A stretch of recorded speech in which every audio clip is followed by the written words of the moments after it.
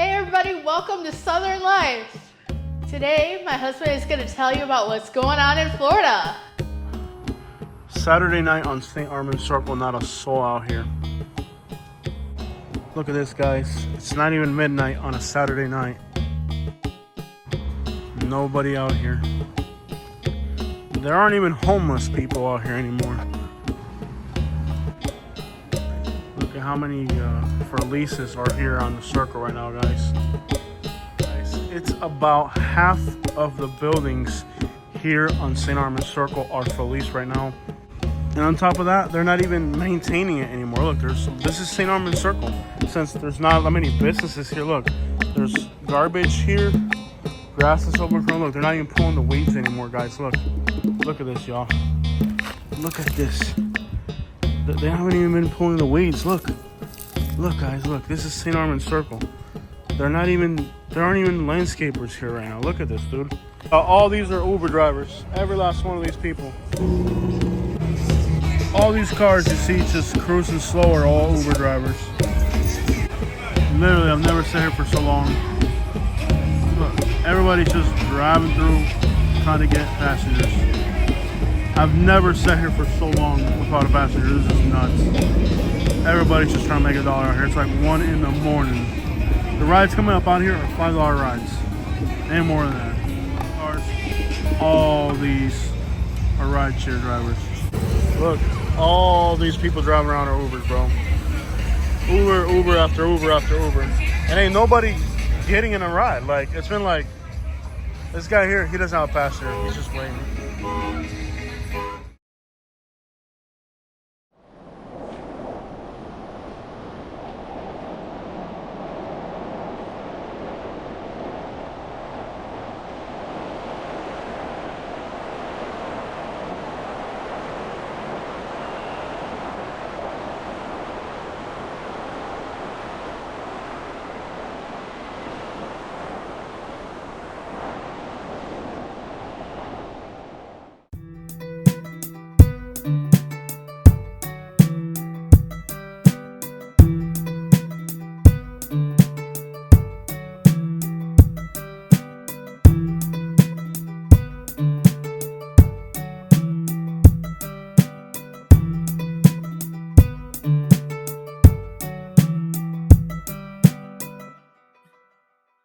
Saturday night in downtown Sarasota, just a few locals cruising through town. The young people that live in the city, but as far as tourists or snowbirds or visitors, there are none.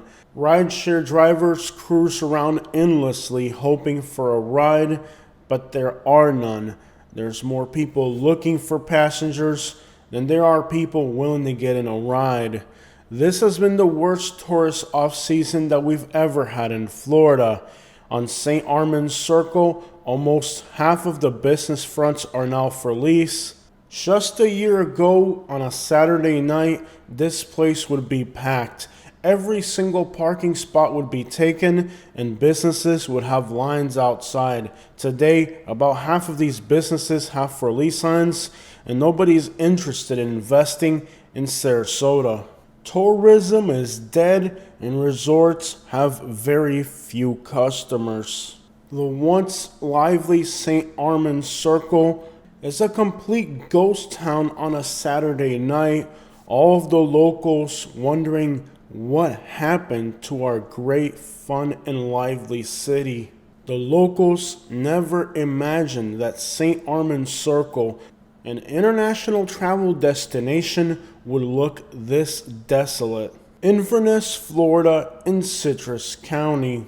Once known as one of the most affordable places to retire in Florida, where new home construction was easily under $200,000. The serenity of the wilderness, vastly undeveloped, attracted people looking to live in Florida, free from the stresses of traffic, overdevelopment. Citrus County was a tranquil place, much different than the rest of Florida. It quickly became one of the most elderly counties in Florida by age, as people flocked here for affordable retirement.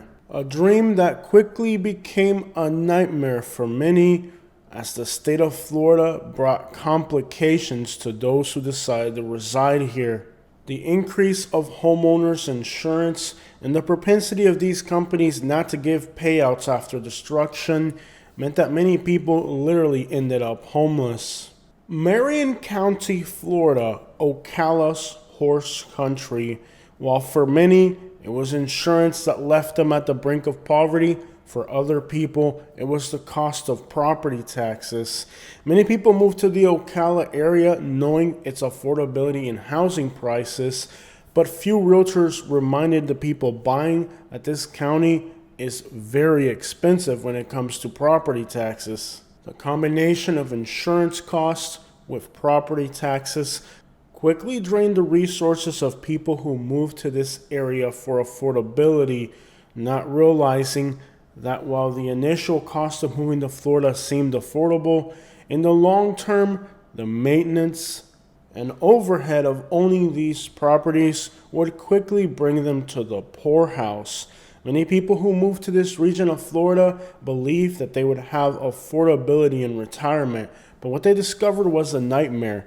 Homeowners insurance increasing and many times even dropping people's policies. Property taxes that continue to rise with no explanation. In the outskirts of Ocala, places like Sumter County, 57% of the population is over 65 years old, meaning that the vast majority of people here are elderly and need access to health care. One of the biggest and baddest problems that the state of Florida faces is providing adequate health care. Interestingly, many of the people that moved to Florida came from states that are known to have the best healthcare facilities and public services, places like New York and New Jersey. Florida does not have income taxes. It's one of the least funded states. Tourism subsidizes what would normally be income taxes in other states, but the federal government has made laws and regulations that have destroyed tourism to Florida. Healthcare quickly became an issue for people relocating to Florida. Based on misleading political propaganda, many people who moved to this region of Florida literally believed that healthcare in Florida was better than the states they were leaving. Little did they know the reality of the nightmare that would await them in the state of Florida when it came to healthcare. Take Citrus County, Florida. Overdose death rates here are on par with West Virginia, the worst in the country. In recent years, consistently, the overdose death rate in Citrus County has been higher than the homicide rate in Detroit, the most dangerous city in the United States. In the state of Florida, medications, prescriptions are filled not by the needs of the person requiring medical attention, but by the people pushing the pills on the other end. The state of Florida has long been known as a pill mill state, where the pharmaceutical companies are able to have a lot of power over what exactly the doctors prescribe. And to this day, Florida continues to have above national average overdose death rates, mostly fueled by the fact that in this state, people don't get prescribed what they need. They get prescribed whatever the pill mill's pushing. The more elderly the age of a county, the more viciously these pharmaceutical companies pursue doctors to prescribe things that people perhaps don't need but can be extraordinarily dangerous in the wrong hands. The overdose death rate in Florida is more than 2 times higher than Texas and 1.4 times higher than California. Healthcare is abysmal. Many of the counties like Marion and Manatee County, preferred places of retirement in Florida, see more deaths on surgical beds than large urban counties like Miami-Dade. Healthcare is an absolute racket in the state of Florida. While Ocala and Citrus County were affordable options, as well as Sumter County, today the overdose death rates and even the homicide rates in these rural counties are higher than places like Miami-Dade. Take, for example, Sumter County, Florida. This is outside of Ocala. It's where the Villages sit, one of the most famous places for retirement in Florida, where 57% of the county's population is over the age of 65. Despite being a population of elderly people, The homicide rates in Sumter County for the villages are higher than Miami-Dade and the city of Tampa. How this is possible is difficult to wrap your head around.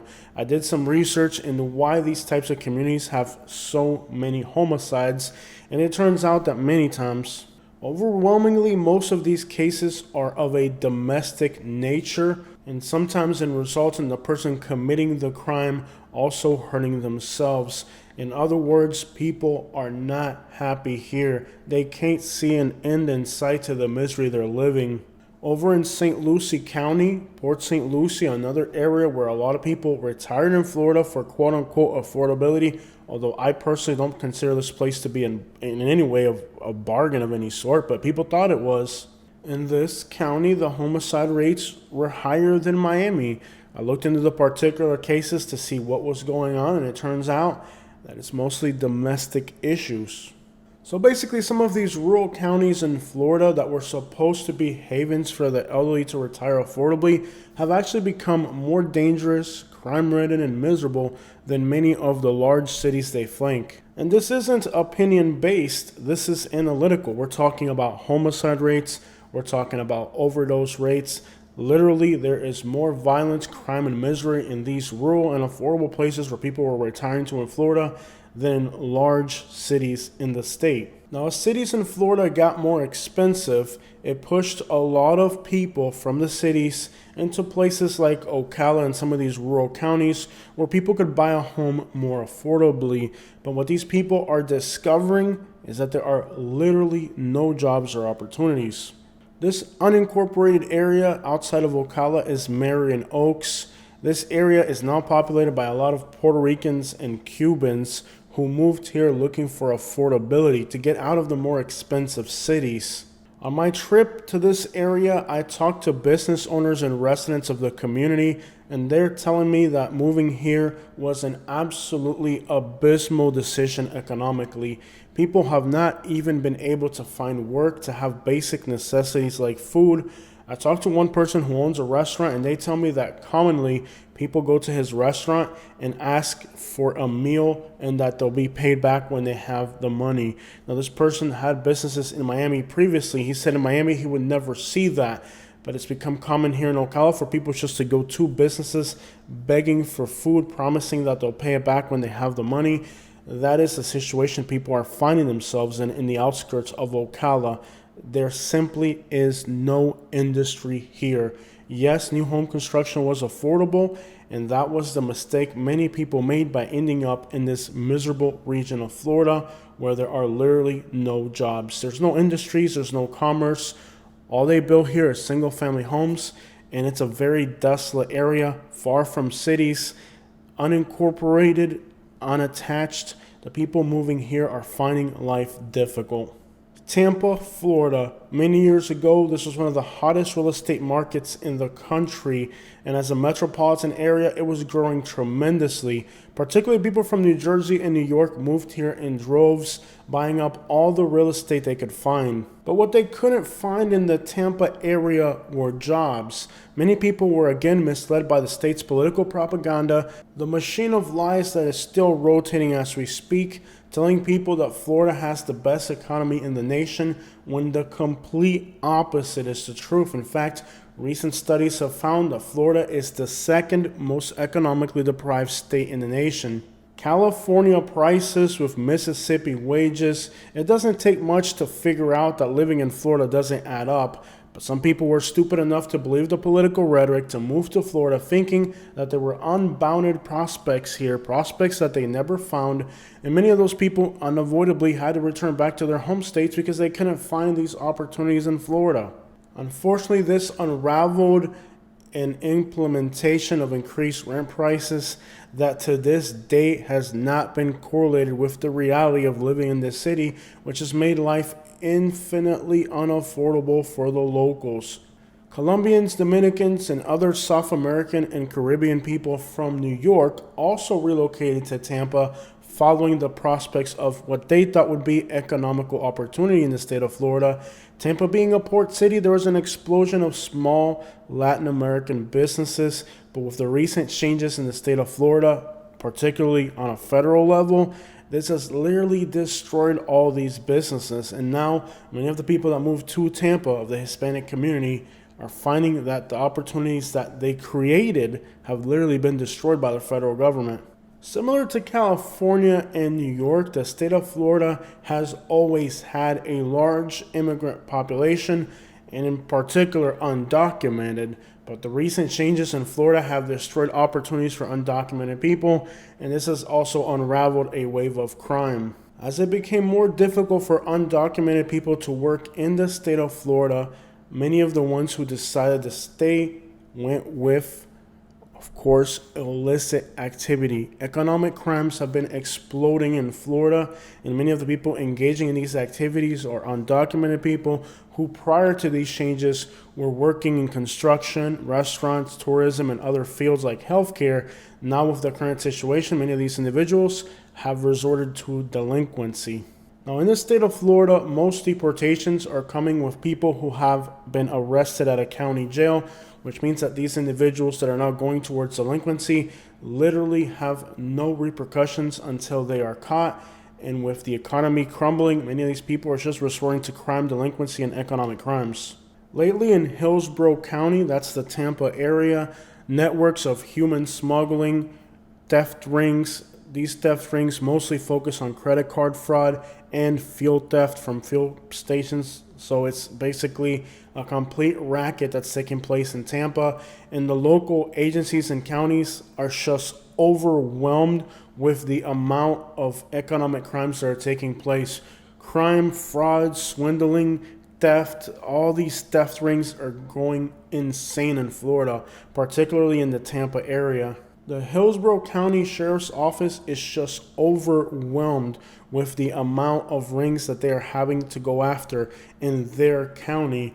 And this explosion of criminal activity took place after the recent changes and implementations of immigration law on a federal level that have led to a situation that now the counties are being burdened by the federal government's requirements, leading to an absolute explosion of economic crime activity in the state of Florida. Many of these individuals were just working regular jobs, but after things changed for them, they shifted into delinquency. And now that they know that their time in the United States is limited, they're going to loot as much as they can before the time runs out. These changes of priorities and laws have also caused power shifts within criminal networks, which has created disputes and other things that we're not going to get into in today's video.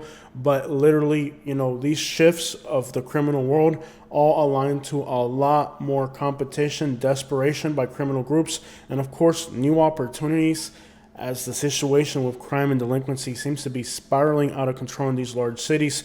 And many builders, developers, and other economies in Florida have shifted into a more dark realm or a gray area of legality as they continue to enterprise with different laws and changes, meaning that many sectors of the economy that were legitimate are now illegitimate, and this also puts people in a situation where they're more vulnerable to engage in criminal networks, and that's exactly what's happening in the Tampa area. And if you don't believe me, just look at the local news in Tampa. It's literally an explosion of economic crimes that's taking place here. Almost on a daily basis, new networks are being busted. From rural communities to urban areas, the state of Florida is taking many hits from many directions, and living in this state has become more complicated than New York and California, and less profitable than Alabama and Mississippi. Florida's economy has had the biggest tank of any state's economy in recent times. Nothing like this has ever happened in the United States. It's the perfect storm of different things all happening at the same time, bringing the state's economy to complete ruin. Today, large cities like Tampa that were once busy and packed places literally look like ghost towns. Business plazas have more homeless people than they do customers. And the only businesses thriving are those that are wrapped in illegality. And unfortunately, like I said, many businesses that were in legitimate operation are now in the gray area of the law. These are people that had businesses that were moving, and when things started changing on them, have had to find other ways to stay above water. And that has led to a lot of businesses that were legitimately operating in Florida now seeking alternative ways to make a living. And those networks exist so they can do that. It's really ruined the state of Florida. Pinellas County, St. Petersburg, Clearwater, the beaches along the coast of Tampa, Tampa Bay's beaches. These areas were affected by hurricanes that brought storm surge flooding to the area, and many businesses here are going to be closing down permanently. Restaurants, hotels, anything along the coast, people have really withdrawn from here. Insurance companies have taken way too long to pay out. Disputes between FEMA, local governments, and homeowners have led to a complete standstill of permit process to rebuild, and this is also combined with the fact that these areas depend heavily on tourism, and the tourists are gone. Just like in Sarasota, Pinellas County is suffering from the same ailment, the lack of tourists, both from within the United States and internationally. St. Petersburg's coastline was once tropical and beautiful. Today it looks like a wasteland. It looks desolate, empty. Most of Tampa's coastline had at least 4 to 8 feet of storm surge. This flooded houses and completely destroyed them. Keep in mind that this is corrosive salt water. This isn't fresh water. Anything that touches salt water becomes completely obsolete. And even to this day, many people still aren't done sorting out the madness of the hurricanes we had. It's still a complete mess along this coastline. But without a doubt, the most concerning thing happening here is the amount of empty properties. Whether they've been destroyed by the hurricane, abandoned by people who were trying to rent them out as vacation rentals. Some of these streets, 50 to 80% of houses are vacant. Some destroyed by the hurricane, some vacation rentals that don't have customers. A lot of houses are for sale. People bought these houses thinking that this would be a dream. The aftermath of a hurricane is a nightmare and they want out. And literally there's pockets within these islands where you get onto a street and half the buildings are empty. A lot of people are still living in campers and RVs because their homes are destroyed. When you hit a street and neighborhood and 50 to 80% of the houses are vacant for whatever reason's going on, you have a problem. And literally, Florida's economy right now is in a recession. This street right here is a perfect example of what's going on along the coast of St. Petersburg. Literally, almost every single house is vacant or destroyed, and the few people that are hanging on can't be happy living in the aftermath of a natural disaster. Florida's coastline of Pinellas County, where tropical dreams turned into eternal nightmares for the people who purchased real estate in these places that were once beautiful and desirable and today look like absolute ghost towns. Natural disaster aftermaths. Growing up in Florida, I've been in the aftermath of many hurricanes. It's not a fun period, but it's usually a time for people to rebuild and reconstruct bigger and better than before. But unfortunately, here in Pinellas County, people are not building back because they know that there isn't any potential in this area anymore. A sad reality and conclusion that people are coming to abandon Florida because they foresee that in the future there are no opportunities here. It was evident from the start, but now it's even more evident as the notion is being cemented in people's brains that the state of Florida has no future.